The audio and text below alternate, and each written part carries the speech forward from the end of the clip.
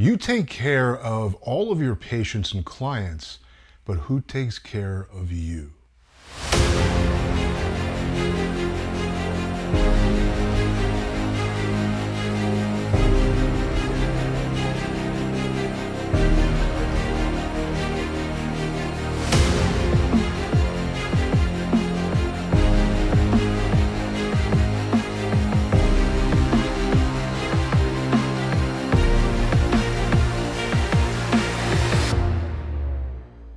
This is Dr. Spencer Coaches. Today I'm going to talk to you about how to create more time in your practice, because you're taking care of all of your clients, all of your staff, but who takes care of you?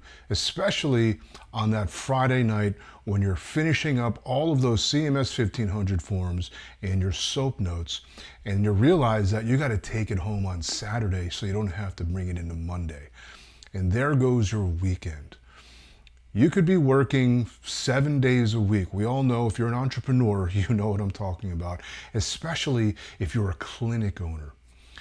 Now I'm going to share with you a story about when I worked for a chiropractor. His name was Dr. Hans Freerichs. He was one of the head coaches of the New Beginnings chiropractic and life coaching program started by Dr. Baker. And they always talked about how to create a 3-day work week. Now, when he first hired me, I was freshly graduated out of chiropractor school. So I couldn't treat patients. I already applied for my national board, passed it, but had to apply for the jurisprudence exam and had to wait for that. It took me about 6 months. So in that time, he just had me doing back office work, and he put me in charge of marketing. And he was working, he had hours of Monday, Tuesday, Wednesday, Friday, and Saturday, those 5 days a week. Thursday was dedicated to marketing. Now, over time, he actually sat me down, and I helped him bring in, new patients. That was my primary job, and just to fill you in here, and do the patient exams and do the x-ray findings, analyze the x-rays. But after a few months, he sat me down. He said, "Dr. Howe, I need a licensed doc to cover me because, my whole thing is working 3 days a week." And he would see about 300 patients a day. His office opened at 8 a.m. and by 9 a.m. he had already seen 100 patients.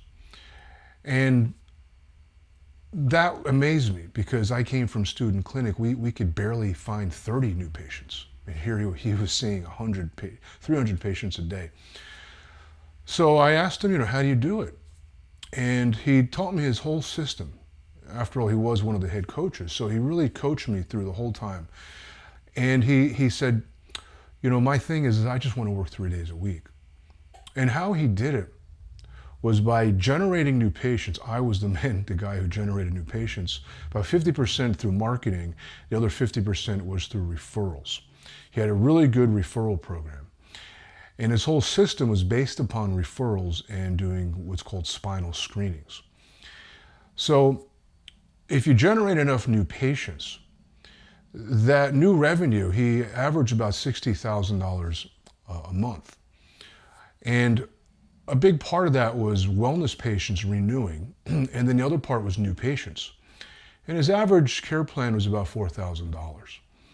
So you can do the math, how to generate 60,000, probably take 10 out, probably 50,000 of purely new revenue. The other 10 is probably wellness patients renewals. That's 10, or just under 10, 9 people, new wellness renewals every month. Now, it took a certain amount of new patients to generate that revenue. He had to constantly bring in new patients. And as long as he was bringing in new patients, 60 grand a month worth, he could work 3 days. There were patients who just wanted to see him. And then he'd have another chiropractor covering the 5 days. And then I was working the back office. He had 2 front staff, 2 girls working behind the front desk, handling scheduling, insurance billing, answering phone calls, and so on, seating people, directing the flow of patients, directing them to the rooms. Here's the exam room, here's the consultation room, here's the treatment room, Dr. Hans will be right with you, and so on. And put the chart in the door, so when Dr. Hans came up, he'd just grab it, he'd show all the listings and what was going on with the patient, so he knew exactly what to do before he even walked in the door. And he had this system down. He had 7 treatment rooms. So he'd rotate through them. And he'd only spend about 30 seconds. Now, you may think 30 seconds, that's nothing. How could a doctor possibly take care and actually come across as a caring person to the patient? He actually brought me through his treatment. He said, Dr. Hai, I want you to see how this is done. So let's just pretend you're a patient. And I sat in the reception area, immediately went right into the treatment room. Within about 15 seconds, he was in there. And then he adjusted me, and then he left. He didn't get into conversations. He didn't talk about what's wrong, how are you feeling, what'd you do this weekend, what's going on. He didn't have any of those conversations. He focused strictly on my spine and my nervous system. But when he spoke to me, he had such loving, warm-hearted, caring tone in his voice. And he had this ability to slow time down. Because when he was done, he said, Dr. Howe, he asked me, Dr. Howe, how long do you think that was? I said, I don't know, it felt like maybe 10 minutes. He goes, nope, shorter than that. I said, I don't know, 5 minutes? Shorter than that. 3 minutes? Shorter than that. Okay, 1 minute. Shorter than that. I was perplexed. He said that was only 30 seconds. That was just his ability to slow time down, to make you feel like you were there for 10 minutes being taken care of.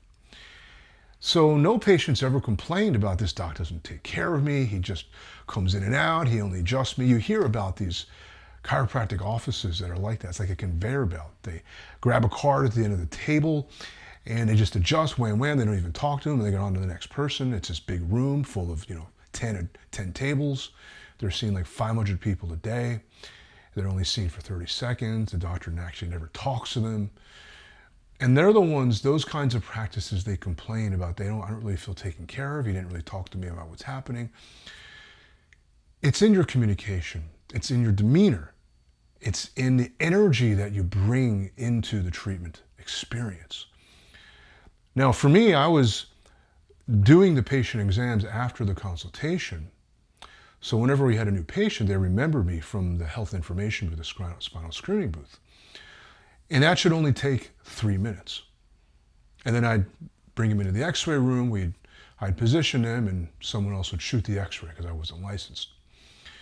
And that'd only take about 2 minutes. Everything was timed and coordinated. It was like a play, if you will, where everything had to be done on time, yet nothing was rushed through. And that's how he was able to see 300 patients a day.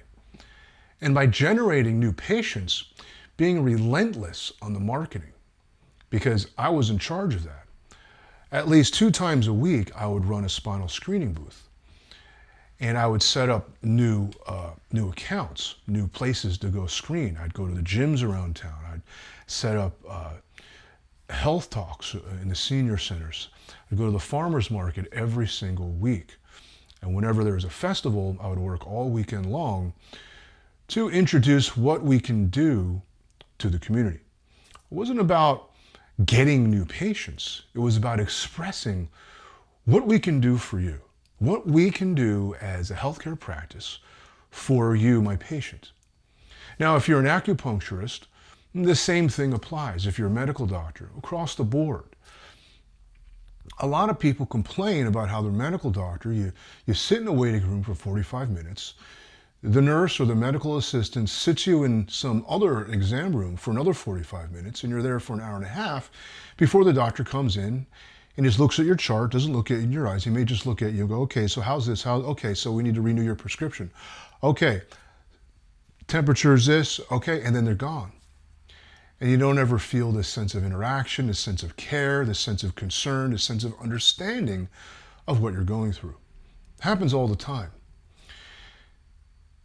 The way to scale a practice is there's many parts to it. I mean, one, you need cash flow. You need to bring in enough revenue so you can take time off and pay another doctor, pay an associate, and pay a staff. That requires a lot of money to do that, to pay them a fair wage. Another doctor is not going to work for minimum wage, and they're going to want a six-figure salary. Now, he accomplished this through teamwork. He had coordinated workflows. Everything was systematized. And this is actually what he coached about. Now, I worked for an acupuncturist too back in 2009 called Dr. Liang's Acupuncture Clinic, and she specialized in fertility. She barely saw her patients, only during a consultation. And the consultation was a good solid 30 minutes to an hour. And I sat in on a few because she wanted me to basically experience it. I was a student of acupuncture at that time. And she basically did the intake. You go into the doctor, what's wrong, and how long has it been hurting for, or how long has your ailment been bothering you for, and what's your concern, what are your goals? For her, it was a fertility clinic. She was seeing middle-aged people, like 45-year-old women and men, married couples trying to have babies. And we all know what happens when a woman goes past 35 and older. The chances of mental retardation, physical deformities increase, miscarriage, and so on. And also the male sperm count goes down as we men get older. Nowadays, people are getting married later in life, and they're having children later in life. So this posed a problem for many couples because the woman was not getting pregnant, or the male wasn't shooting it, it wasn't giving enough of his seed, if you will, but that wasn't the problem. The problem was both partners, and here's what it was. She had, I think it was 10 rooms, or maybe 8 rooms. And she had an associate acupuncturist who would do the needling. And she had receptionists, I was one of them, and we would mix the herbs, do the scheduling, take payments, process payments, follow-up schedules, and so on.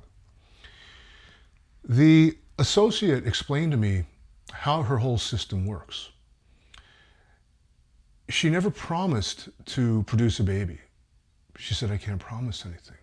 Dr. Liang would break out a folder at the end of the consultation of really, those thick, like 3 to 4 inch binders, open it up with these clear plastic sleeves with pictures, Polaroids of babies.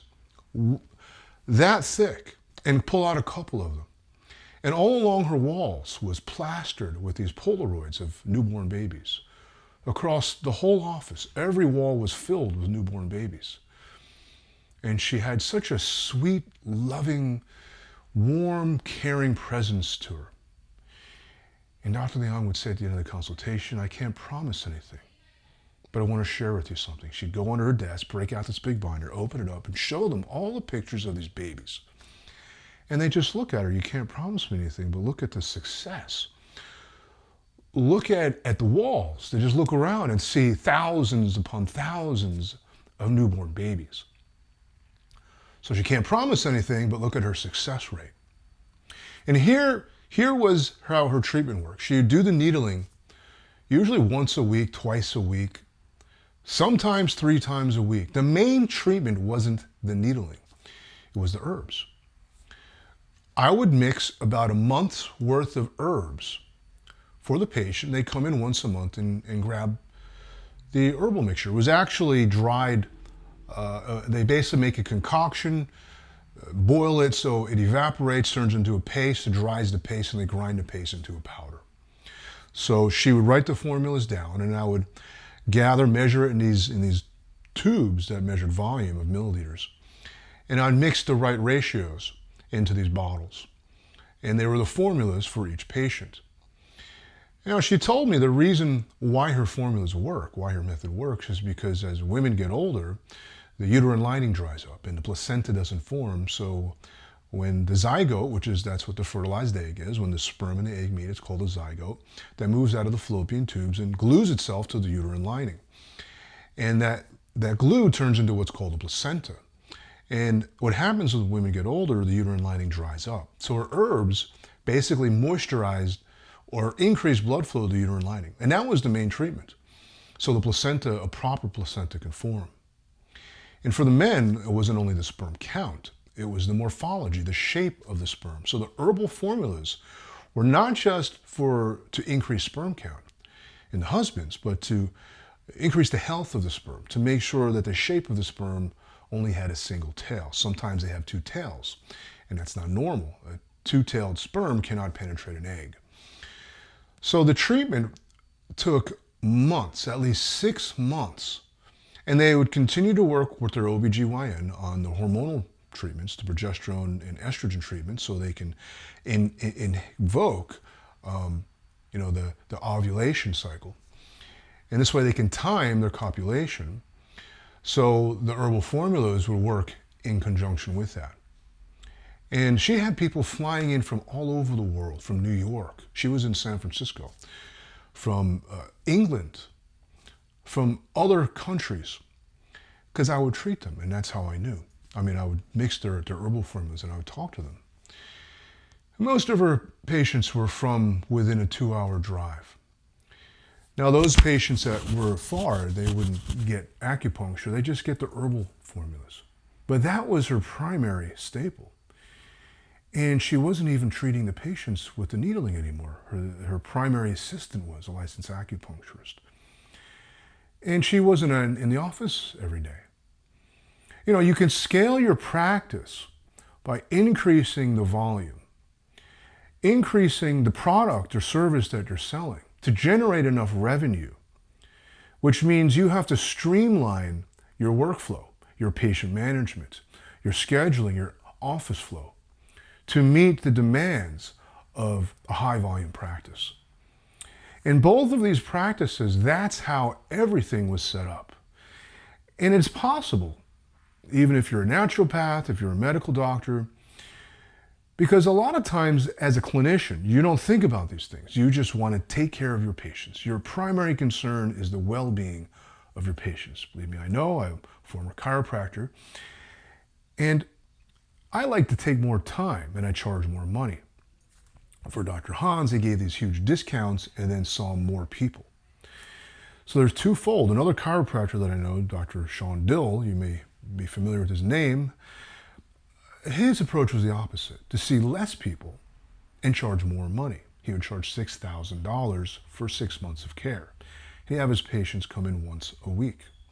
And they'd come in from all over the place. He was in Dublin and he'd have people come in from Sacramento, from Modesto. That's a 2.5-hour drive.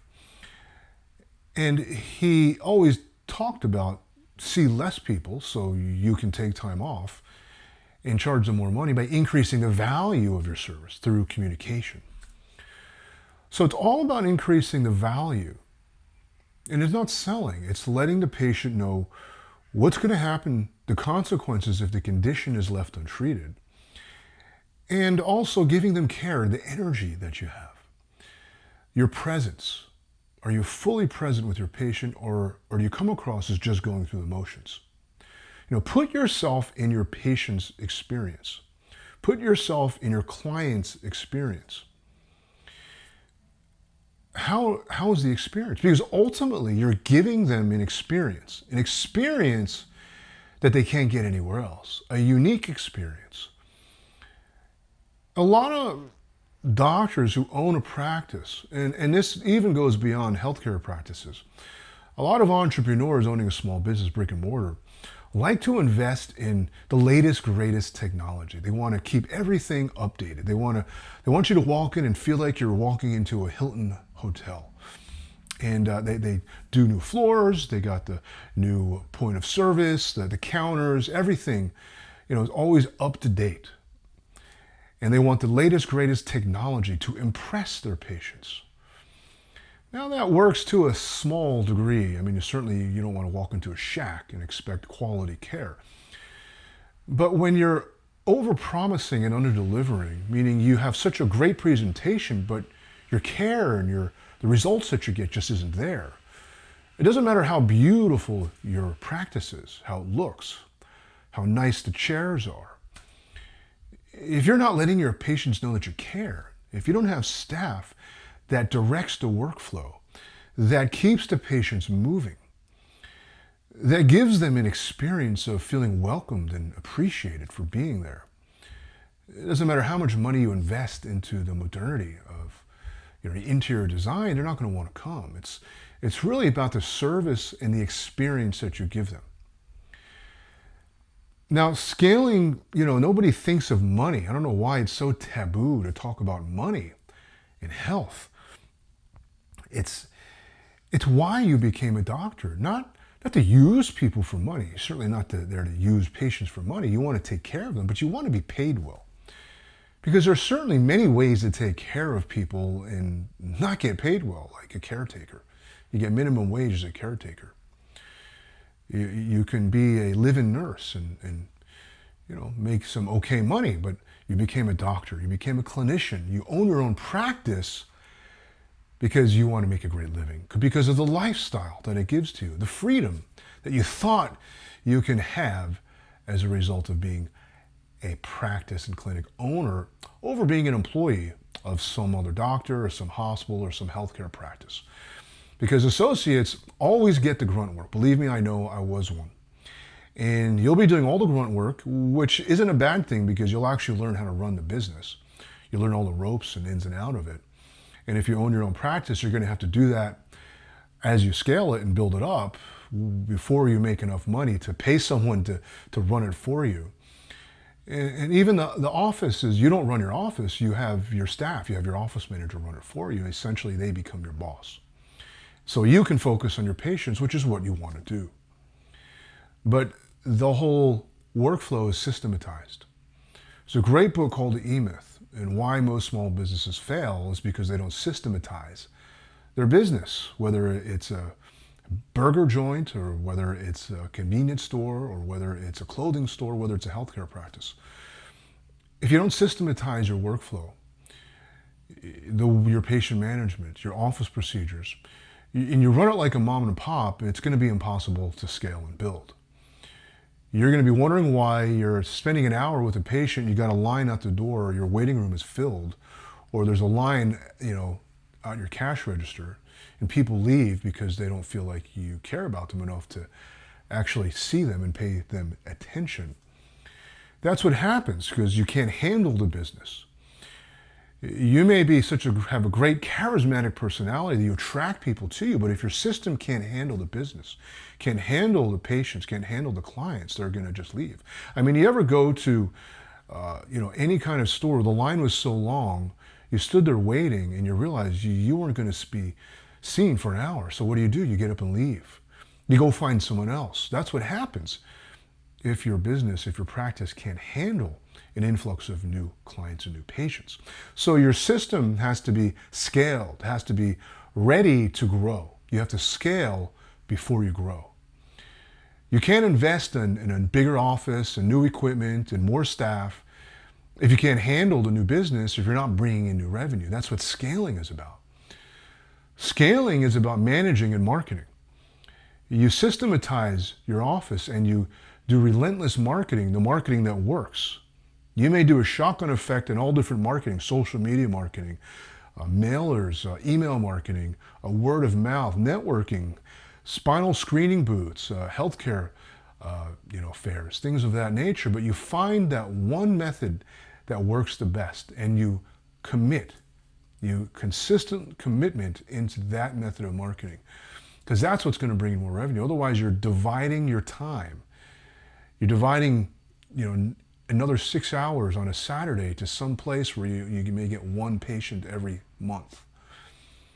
It's just a waste of your time, and you wonder why your weekends are used up, and you're still doing the CMS 1500 forms and organizing your patient paperwork and soap notes and doing your employee bookkeeping and things of that nature on Saturdays.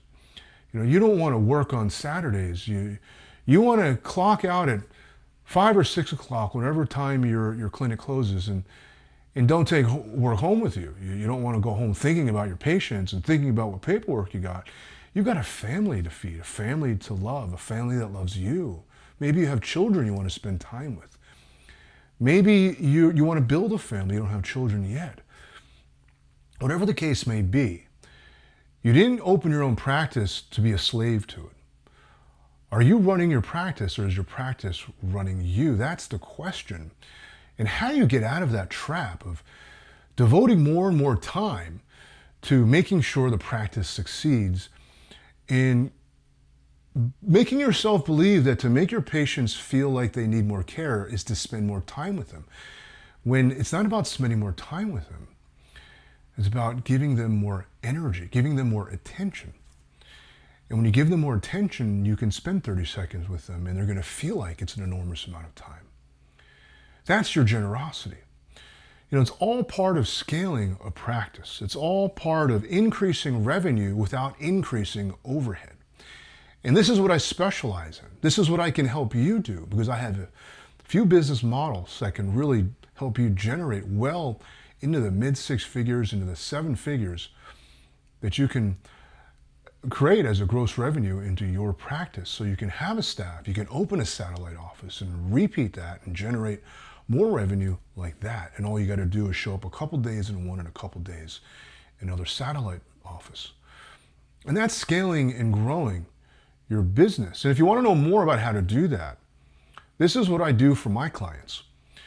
Go ahead and click on the link below. What you're going to get is a 2024 business plan, as well as a free coaching session, because your mindset, it's your beliefs and your habits that really need to change, and a high performance diet that's going to shred pounds off of the holiday fat that you put on your gut and your hips. Go ahead and click on the link below. There's a webinar, and I'm going to put both links. You can just schedule a consultation with me, or if you'd like to know more, go ahead and watch the webinar. And then that's going to lead you to a sign-on page so you can schedule a consultation with me. It's free of charge. My first introduction is I'm not going to charge you. That's the beauty of this. You have nothing to lose. Now, if you truly want to scale your practice, you truly want to grow, you want to make more money, have more fun, and have more time to spend with the people who matter, go ahead and click on the link today. This is Dr. Spencer Coaches. Thank you so much for listening.